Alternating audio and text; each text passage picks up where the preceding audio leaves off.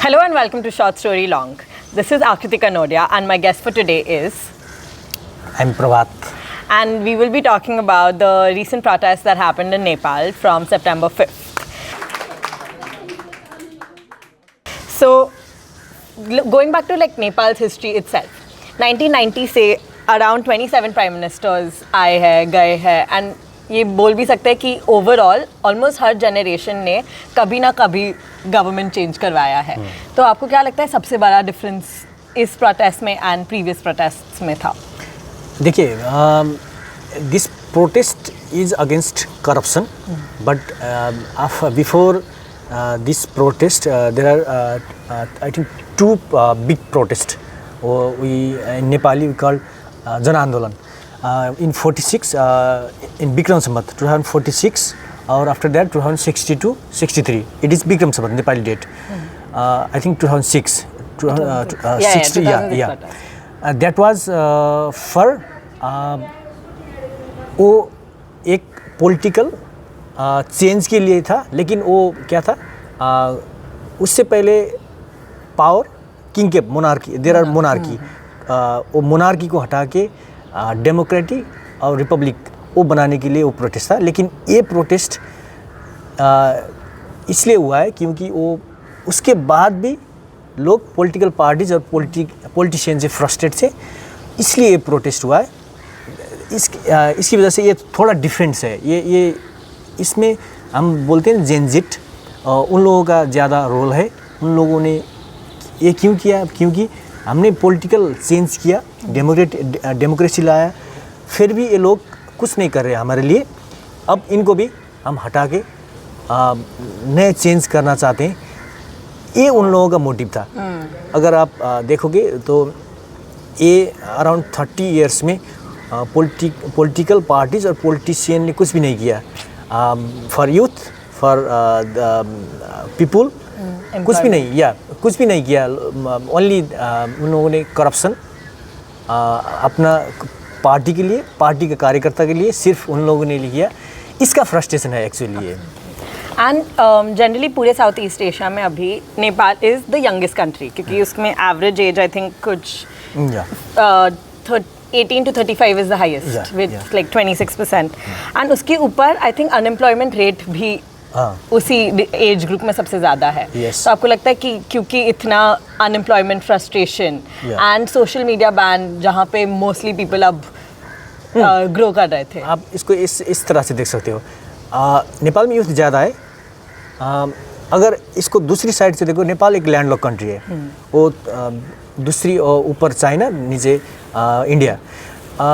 We have no any direct connection with other countries. I think ये भी एक reason हो सकता है. वी हैव लेस जॉब, क्योंकि अगर आप तीसरे वर्ल्ड से समुंदर के से कोई भी ट्रेड करोगे और ज़्यादा वो बिजनेस हो सकता है और रोज़गार मिल सकता है. अगर इसके बाद भी हमारा इकोनॉमी स्मॉल है.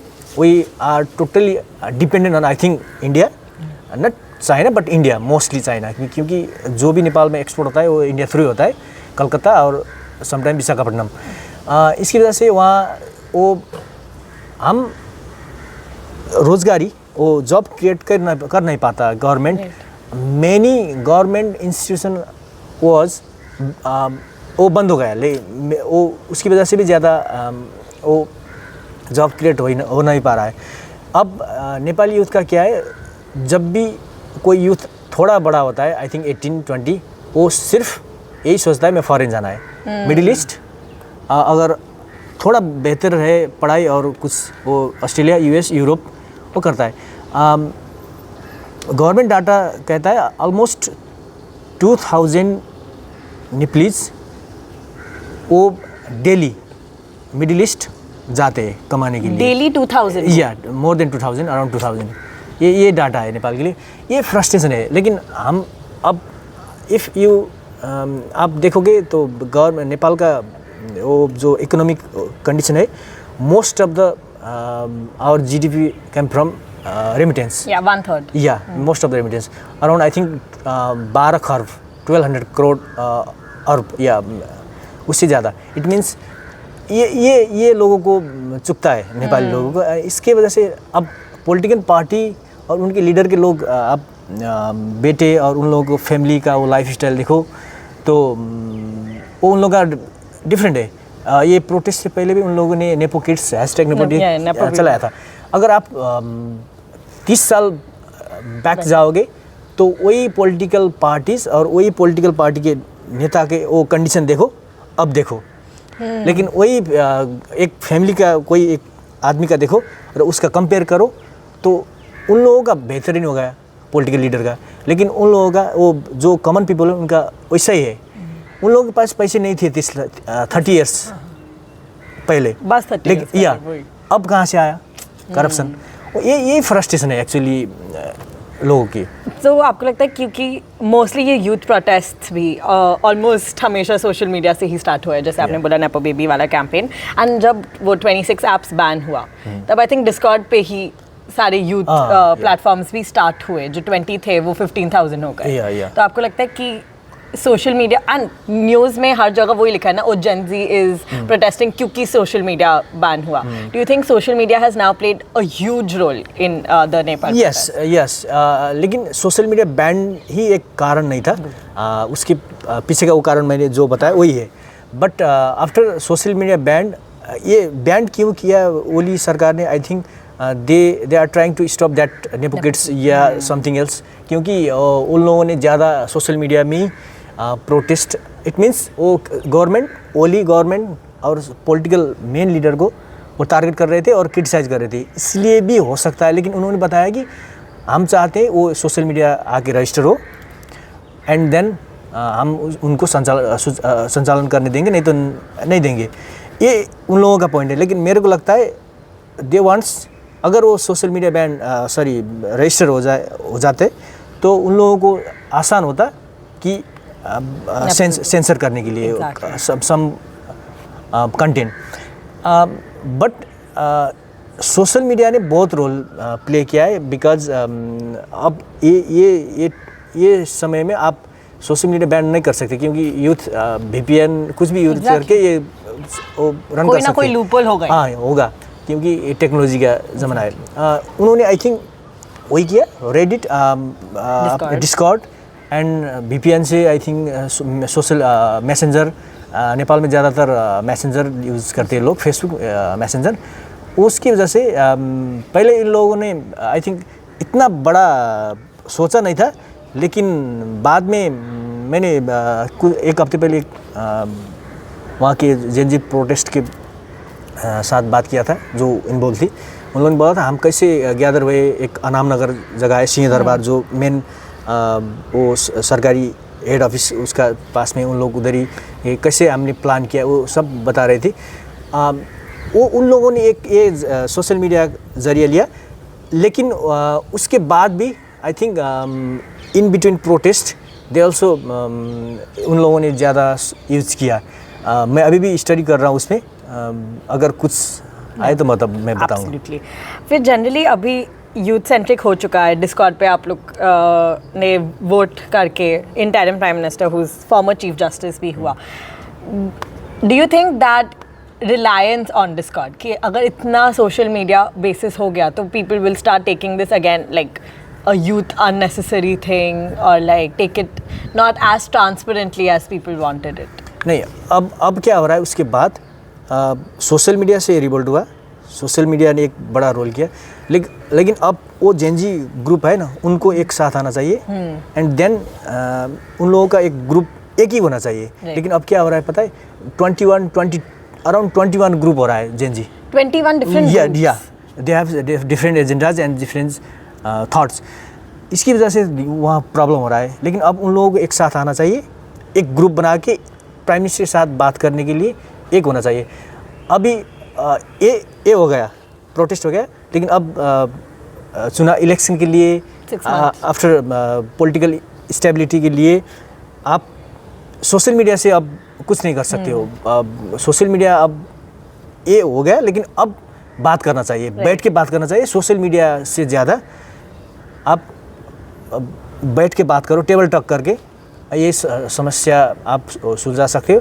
लेकिन अब सोशल मीडिया अगेन फिर वो जो भी नाराज़ है वो लोग फिर सोशल मीडिया यूज़ करेंगे, तो और वापस वो उसी पे या focus उसी आ पे आप जाएगा। बैक हो जाएंगे और बहुत ज़्यादा दिक्कत हो सकता है. But generally, Nepal में youth parliament and youth government it has been there क्योंकि I think your Kathmandu mayor is also someone who was a civil engineer, became a Yeah. rapper, is a Yeah. youth voice and everything like that. Do you think that there is a leaning towards choosing if the elections happen and they happen in the way Karki also wants it to happen, your youth wants it to happen, तो maybe वापस youth in power हो सकता है and अगर वो necessary है नेपाल के लिए नहीं, यूथ पावर में होना चाहिए, ये भी मैं भी मानता हूँ, लेकिन आई थिंक नहीं होगा मेरे हिसाब से, क्योंकि अब लोग थोड़ा वो डिस्ट्रैक्ट हो रहे हैं, क्योंकि अब ये पीरियड में आई थिंक हम बोल सकते हैं पॉलिटिकल हॉस्टाइल हो सकते हैं Gen Z group, some groups, because वो आई थिंक सीक्रेटली वो लोग मिल रहे हैं पॉलिटिकल पार्टी से, they wants to try convince them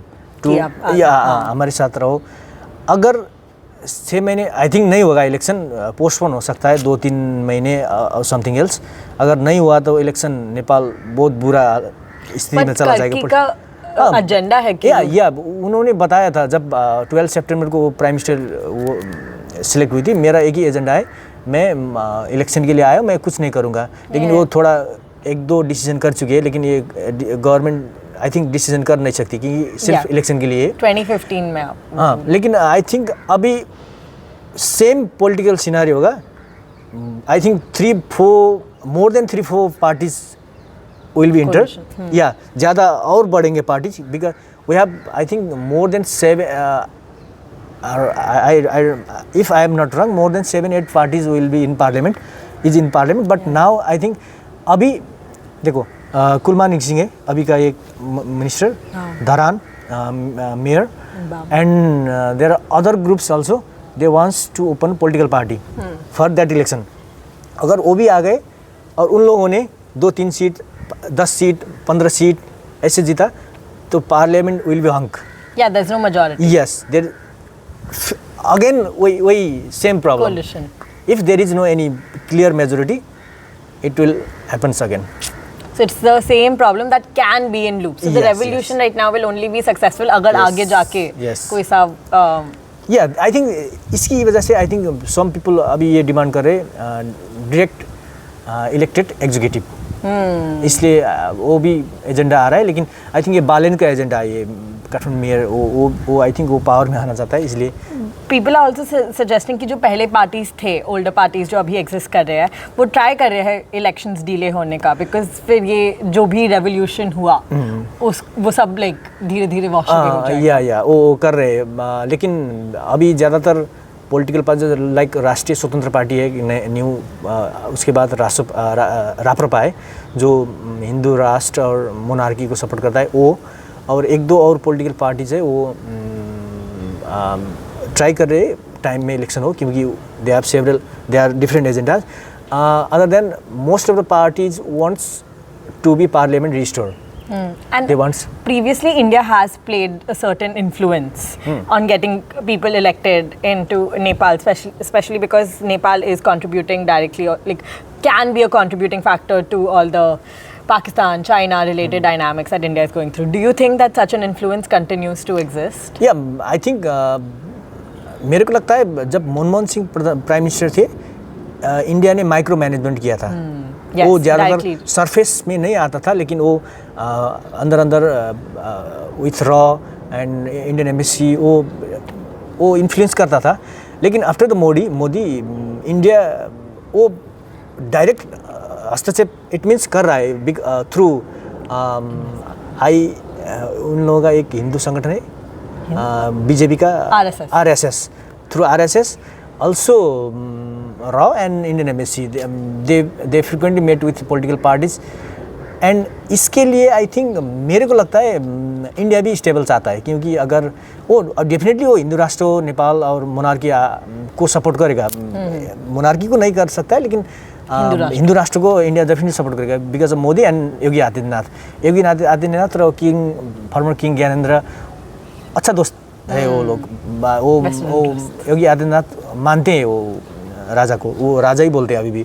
it means India influence करेगा, लेकिन इंडिया चाहेगा. आई थिंक मैंने एक प्रोफेसर से बात किया था एक हफ्ते पहले, उन्होंने बोला था इंडिया और चाइना वो लोग नेपाल में आई थिंक स्टेबल चाहते हैं, क्योंकि अगर यहाँ नेपाल में कुछ भी हो उन लोगों को भी सिक्योरिटी प्रॉब्लम हो सकता है, बिकॉज नेपाल में फ्री तिब्बत मूवमेंट हो सकता है और वो नेपाल की भूमि चाइना के खिलाफ यूज़ हो सकता है because of Tibetan refugee. Absolutely. या अगर and vice versa also, China ने कन्विंस कर दिया तो इंडिया क्यों? या and we share around 1500 India के साथ हम बहुत लंबा बॉर्डर से, मोर देन 1500 सॉरी शेयर करते हैं। अगर नेपाल में कुछ टेंशन हुआ तो इंडिया को भी इफेक्ट करेगा, कि हम ओपन बॉर्डर है।